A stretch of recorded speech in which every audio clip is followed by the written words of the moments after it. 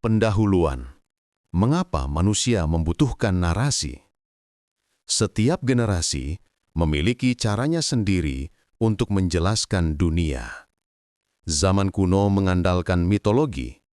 Abad pertengahan mengandalkan simbol-simbol religius dan kisah-kisah tahayul.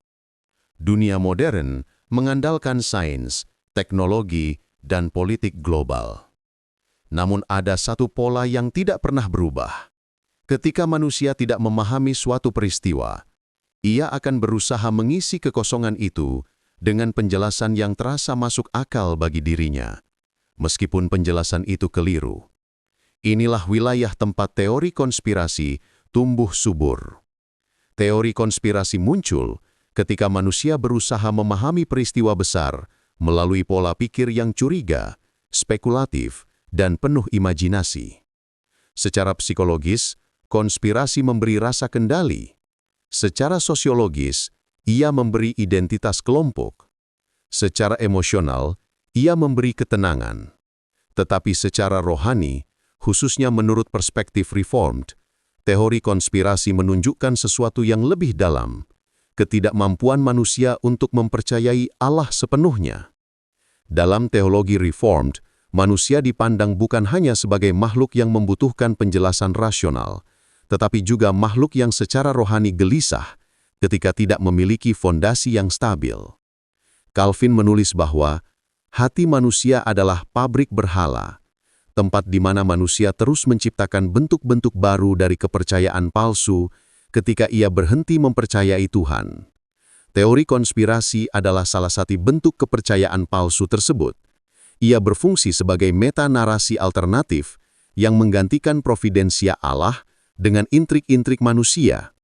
Untuk memahami masalah ini secara utuh, kita perlu menelusuri perjalanan panjang teori konspirasi dari zaman Eden hingga era digital.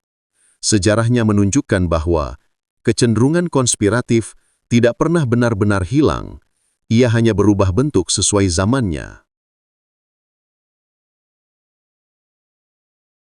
Eden, asal-usul teori konspirasi.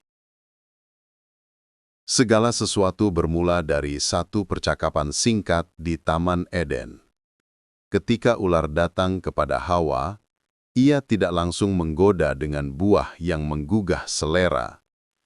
Ia memulai dengan menanamkan kecurigaan. Apakah benar Allah berfirman? Kalimat itu adalah bentuk paling awal dari hermeneutika curiga, sebuah cara berpikir yang mengasumsikan bahwa otoritas, dalam hal ini Allah, tidak jujur sepenuhnya. Ular kemudian menawarkan narasi alternatif. Allah tidak ingin manusia makan buah itu bukan karena kasih, tetapi karena ia takut manusia menjadi seperti Dia.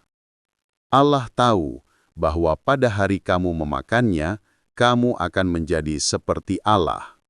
Di sini kita melihat pola lengkap teori konspirasi, tuduhan bahwa otoritas menyembunyikan sesuatu, klaim memiliki informasi rahasia, dan janji bahwa orang yang mengikutinya akan memiliki pengetahuan istimewa. Dengan kata lain, teori konspirasi pertama dalam sejarah adalah teori konspirasi tentang Allah. Dan sejak itu, setiap teori konspirasi lain hanyalah gema dari peristiwa Eden. Manusia menolak mempercayai Allah dan memilih mempercayai narasi lain yang tampaknya membuka kebenaran tersembunyi. Dalam perspektif Reform, ini adalah kejatuhan epistemik. Manusia lebih memilih menafsirkan realitas tanpa firman Allah. Kerusakan inilah yang terus mempengaruhi cara manusia memahami dunia hingga hari ini. Dunia kuno, ketika mitos dan kekuasaan menjadi penjelasan. Bangsa-bangsa kuno hidup dalam dunia yang penuh misteri. Tanpa ilmu pengetahuan modern, mereka menjelaskan badai, gempa bumi, wabah penyakit, dan peristiwa politik melalui kisah para dewa. Mitos berfungsi sebagai penjelas, tetapi juga sebagai struktur kontrol yang memberi rasa keteraturan. Dalam budaya Yunani, para dewa dianggap saling bersekongkol mengatur nasib manusia. Dalam budaya Romawi, rumor politik berkembang pesat. Pembunuhan Julius Caesar misalnya, segera dilihat sebagai hasil persekongkolan para senator elit. Tidak peduli bagaimana fakta sejarahnya, publik membutuhkan narasi yang mengikat peristiwa itu menjadi masuk akal. Pada saat yang sama, gereja mula-mula menjadi korban teori konspirasi. Tertullian mencatat bahwa orang Kristen dituduh melakukan kanibalisme karena perjamuan kudus disalahpahami sebagai makan daging manusia. Tuduhan itu tidak didukung bukti, tetapi menyebar cepat karena masyarakat saat itu terbiasa memahami hal-hal asing melalui rumor. Ini menunjukkan bahwa teori konspirasi bukan sekadar masalah pengetahuan yang kurang, tetapi sebuah cara masyarakat membentuk identitas, yaitu kami yang benar versus mereka yang mencurigakan. Abad pertengahan, penderitaan dan kebutuhan mencari kambing hitam. Ketika memasuki abad pertengahan, dunia mengalami perubahan besar. Wabah Black Death 1347 sampai 1351 menewaskan sekitar sepertiga penduduk Eropa. Rasa takut yang luas membuat masyarakat mencari penjelasan cepat. Karena ilmu kedokteran belum berkembang, banyak orang percaya bahwa orang Yahudi meracuni sumur. Tuduhan ini memicu pembantaian dan pengusiran massal. Dari perspektif teologis, fenomena ini menunjukkan betapa rentannya manusia tanpa dasar rohani yang sehat. Ketika penderitaan tidak dijelaskan oleh teologi yang benar, penderitaan akan dijelaskan oleh rumor. Reformasi abad ke-16 mengubah arah sejarah. Dengan prinsip sola scriptura, kebenaran tidak lagi bersifat rahasia atau dimonopoli oleh kelompok tertentu. Firman Tuhan menjadi sumber terang bagi semua orang. Kemunculan tradisi Reformed menekankan rasionalitas yang sehat, kritik terhadap tahayul, dan pemahaman bahwa providensia Allah mengatur dunia dengan rapi. Poin ini penting. Ketika providensia Allah dihargai, narasi misterius berkurang ruangnya. Zaman pencerahan, kelahiran ikon konspirasi modern. Memasuki abad ke-17 dan 18, dunia mengalami pencerahan, ilmu pengetahuan berkembang, rasionalitas diagungkan, dan lembaga-lembaga sosial baru bermunculan. Namun, ironisnya, justru pada masa inilah dua ikon teori konspirasi paling populer lahir, Freemason dan Illuminati. Freemason berasal dari perkumpulan pekerja batu yang kemudian berkembang menjadi komunitas moral dan intelektual. Mereka menggunakan simbol-simbol, ritual, dan struktur keanggotaan yang tertutup. Kerahasiaan inilah yang memicu spekulasi bahwa mereka sedang menyusun strategi global untuk mengendalikan politik dunia. Meskipun sebagian besar catatan sejarah memperlihatkan bahwa mereka lebih mirip kelompok diskusi moral, legenda tentang pengaruh mereka tidak pernah padam. Illuminati Bavaria didirikan pada 1776 oleh Adam Weishaupt, hanya bertahan sekitar 1 dekade sebelum dibubarkan. Tetapi masa hidup mereka yang singkat justru membuat mereka menjadi proyek kosong yang bisa diisi dengan imajinasi apapun. Dugaan bahwa mereka mengendalikan revolusi Prancis, bank global, dan bahkan pemerintahan modern tidak memiliki dasar sejarah kuat. Namun, di mata publik, Illuminati menjadi simbol sempurna dari kekuatan rahasia. Teori konspirasi modern terus mencap semua fenomena global, mulai dari musik pop hingga politik, sebagai karya Illuminati. Abad ke-20, teknologi, perang, trauma kolektif, dan alien. Dua perang dunia membawa trauma global. Dunia yang sebelumnya yakin akan kemajuan peradaban, tiba-tiba melihat kekejaman dalam skala besar.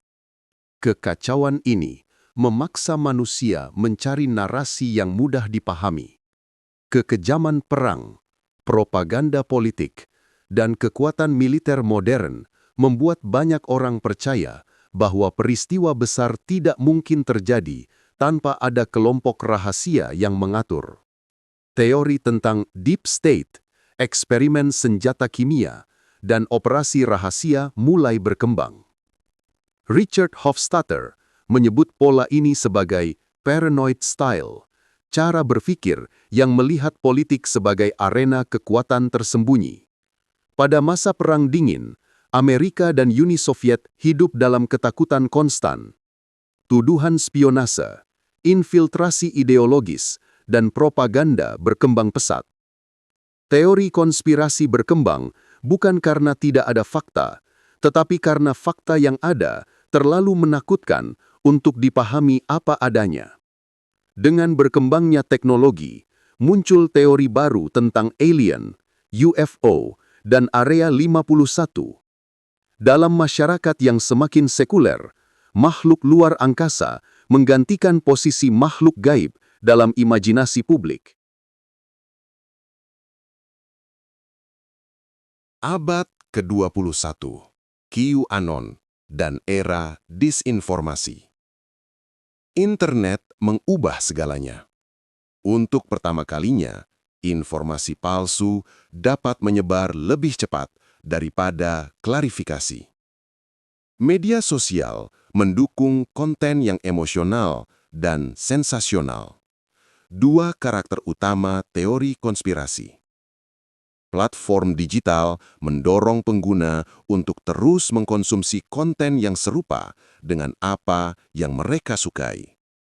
Jika seseorang tertarik pada teori konspirasi, algoritma akan memperkuat kecenderungan tersebut. QAnon adalah teori konspirasi paling berpengaruh pada abad ini. Ia mengklaim adanya elit global jahat yang mengendalikan dunia, dan bahwa seorang tokoh tertentu dipilih untuk menyingkap semua kejahatan itu. Strukturnya menyerupai agama. Ada tokoh mesianik, ada nubuatan, ada ritual membaca kode, ada hari penghakiman yang ditunggu. QAnon menunjukkan betapa manusia modern tetap memiliki kebutuhan rohani, tetapi ketika kebutuhan itu tidak diarahkan kepada Allah, ia diarahkan kepada narasi lain. Perspektif Reformed. Providensia Allah sebagai penangkal kecurigaan. Teologi Reformed melihat dunia sebagai ciptaan Allah yang berjalan menurut rencananya yang tidak mungkin gagal. R.C. Sproul menegaskan bahwa tidak ada satu molekul pun yang bergerak di luar kendali Allah. Dosa membuat manusia mampu merencanakan kejahatan. Namun, providensia Allah memastikan bahwa kejahatan manusia tidak pernah mengacaukan rencananya. Karya salib adalah bukti terbesar. Persekongkolan manusia, Yudas, imam-imam kepala, dan para penguasa Romawi tidak menghalangi rencana keselamatan, tetapi justru menggenapinya.